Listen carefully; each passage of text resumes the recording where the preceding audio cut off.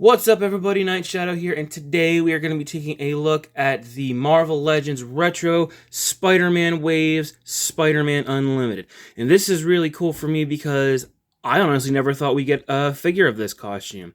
This show, it wasn't the most popular version of Spider-Man, we could say, especially following the heels of Spider-Man the Animated Series, which this always kind of felt like it was meant to be a sequel or spiritual successor to that show, but they always kind of kept it vague, but kind of made you feel like it was supposed to, but I don't know. But I've always been a fan of the show, even though it's not really the most popular version of the character, like Spider-Man the Animated Series or Spectacular Spider-Man. But I always liked it. It was a cool, fun, fresh, different take on the character. So I'm very excited to get to have this in my collection now because I've always liked this suit. I've always thought it had kind of a Spider-Man 2099 meets Batman Beyond kind of feel. So I am very excited to get this out, see what he's all about, and get him on my shelf. I'm going to stop rambling, and we're going to get him out of the package and take a closer look. Alright, and here he is out of the packaging in all his glory with all of his accessories, which aren't a whole lot, but it's really mainly what you need for a Spider-Man. He's got his standard two fists on him that he comes packaged with. He's got his two, wall-crawling hands, which, I mean, if you've got Marvel Legends Spider-Man figures before, it's not much different. They're just cast in a different color. You get this dark navy blue. And same thing with the web shooting hands or whipping hands. Shout out to Artemis Prime. Whatever you want to call them. They do the job. They look good. Nothing wrong here. Now, the figure itself, I love this guy. It's so cool having him in hand. Like I said, I really enjoy this costume. I enjoyed the show. I like the web cape, which is very Spider-Man 2099. It just turned out really well. And I like the fact that the spider on his chest, and even you can kind of see on his back here. I like that it's actually sculpted on there. It's not, just painted, which they easily could have done, like the interior of his thighs, and even down here on the legs. These are also sculpted, which is really cool. There's a little bit of paint missing, a little bit of the blue bleeding through, but that's not the worst. It's not too terribly bad. But yeah, that I'm impressed with. I think that is a really nice touch, having it actually be raised and sculpted instead of just painted on, because that could have been a nightmare. If you familiar with Marvel Legends, you know that their QC isn't always the best, especially when it comes to paint. Now, I have two gripes with this figure. They're not huge, but one's a very small nitpick. The other one's a little bit more of a bigger deal. And then one is these. These little, I think these are his web shooters, but this is where he stored the webbing. He would put it in the abdomen, and it would reload it. And he could shoot spider tracers, and he had impact webbing, kind of like Scarlet Spider from the comics and whatnot. These are not attached or anything. They're just kind of if you bought other Spider-Man figures, like a Scarlet Spider with the removable web shooters, they're not secure. They just kind of, pop right off, and they look good, but they are this very soft rubber, which makes it easy to bend the hands if you're trying to do poses and whatnot. But as you can already see, on mine, it's kind of warped a little bit, so it's kind of annoying, and they do tend to shift around. It's giving me was it the first Jim Lee Cyclops figure with his straps on his thighs and on his boots from the Warlock wave, but it's not the most annoying thing. It's more of a little bit of a nitpick. It's fine. I can live with it. You could always glue them in place if you want. I do kind of wish around the wrist here, if you can see, these were a little bit, I guess, bigger, because when you're taking the fists in and out, the alternate hands, they are a little bit fussy. But again, it's not enough to make me hate it or be oh, this is terrible. It's just a little minor nitpick. The big one that's kind of, I guess, more disappointing, it's not the worst, again, it's not the worst thing in the world, is he's supposed to be black, right? there's like splotches on his face, like in the face. He's supposed to have a lot of black, like mainly on the blue parts. Like if you even look on the box he comes in, you can see there's a lot of black. The blue is almost more of like a highlight. But then he also has it on the face. So when you put them next to each other, it's a little jarring, it's a little weird, but let's be honest, it doesn't kill the figure for me.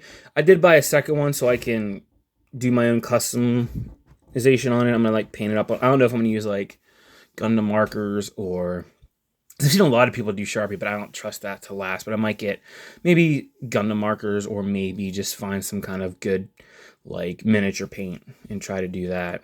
So it's not the worst thing, but I guarantee the reason why they did it is because they're probably going to re-release this guy with the shell shading like a lot of the other Spider-Man animated style figures.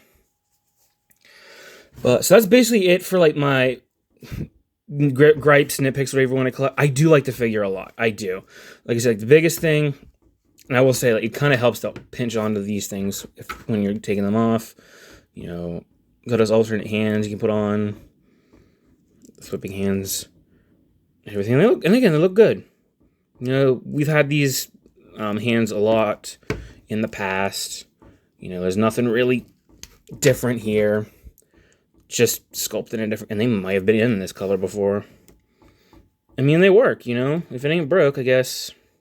You know, and there was enough, you know, new molding and sculpting on this guy, so I'm not going to be too upset with them reusing some hands. It's not the biggest deal for me.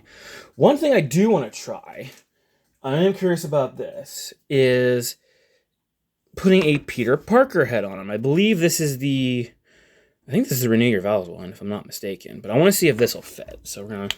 Well, that came off way easier than I thought it would. And it's the disc hinge neck, which I personally prefer. The dumbbell is fine, but when you bend the head, you get a lot of gappage. So let's see if this will work. Oh, wow. You know,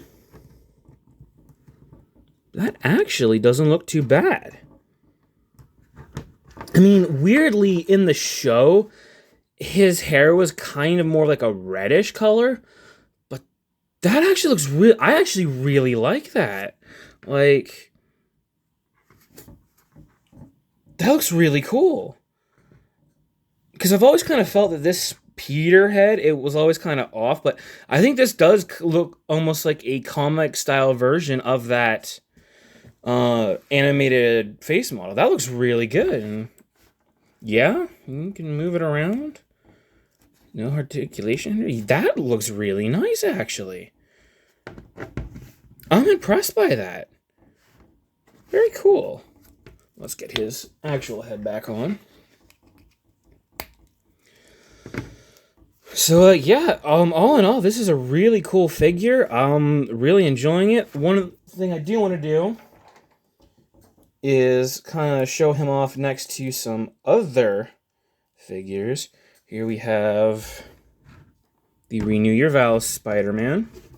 Kind of like the standard for Spider-Man figures, at least until we get the new Maximum Spider-Man. We're going to see how that looks. And then I also have and this is the one from the retro animated 2-pack, the Black Suit Spider-Man. You can see how he looks next to them and how he might look on your shelf with them. Renew Your Vows looks like it might be a little bit... Actually, he might be the shortest, but I think it's because of that. I think it's because of that neck. His neck is a little bit shorter than both of these, so he kind of looks a little bit shorter than these two, which, again, that's not the worst thing in the world. And then here he is next to another figure I grabbed. We have the X-Men 97 Wave Wolverine, and he's taller than Wolverine, so that's really all that really matters. Alright, so final thoughts on this guy. I like him. I like him a lot. It's really cool finally getting to have this costume in the collection, and it's nice that we are getting something different because Hasbro is just giving us so many classic and so many symbiote Spider-Man figures that it is nice to get something different. Like I said, mainly the only nitpicks, I wish he had the black cell shading, but we all can expect he's going to get a re-release with that. And I do kind of wish the little like things on his hands were a little bit more secure, but other than that, really cool, really great figure. Now, I got mine from my local Target. I do believe that they are still up for pre-order on Big Bad Toy Store at the time of recording this, because Big Bad Toy Store is typically late, but at least you get what you're ordering, so you have it. But yeah, really cool figure. If you are interested, I would highly recommend it. Go grab one if you can. And yeah, that's about it for me. I hope you guys have a great one. And peace and love, everybody.